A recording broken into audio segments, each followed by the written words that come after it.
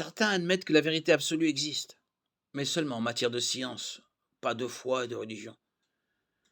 Cette philosophie s'appelle le positivisme logique et a été popularisée par des philosophes comme David Hume, John Heyer, qui affirment que les affirmations de vérité sont soit des tautologies, par exemple que tous les célibataires ne sont pas mariés, soit empiriquement, scientifiquement vérifiables. Pour le positiviste logique, aucun discours sur Dieu n'a de sens. Ceux qui croient que la science seule peut prétendre la vérité oublient qu'il y a beaucoup de domaines sur lesquels la science ne peut rien dire. Par exemple, la science ne peut prouver les règles mathématiques et logiques parce qu'elle les présuppose. La science ne peut prouver les vérités métaphysiques, comme l'existence d'esprits autres que le mien. La science est incapable de déterminer des valeurs morales absolues. On ne peut par exemple prouver scientifiquement que les nazis étaient mauvais. La science est incapable de juger de goût esthétique comme de la beauté d'un lever de soleil.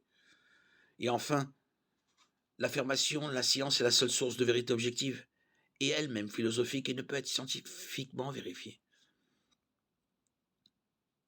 Certains pensent qu'il n'y a pas d'absolu moral. Pourtant, tous répondraient non à la question. Est-il moral de torturer et de tuer un enfant innocent?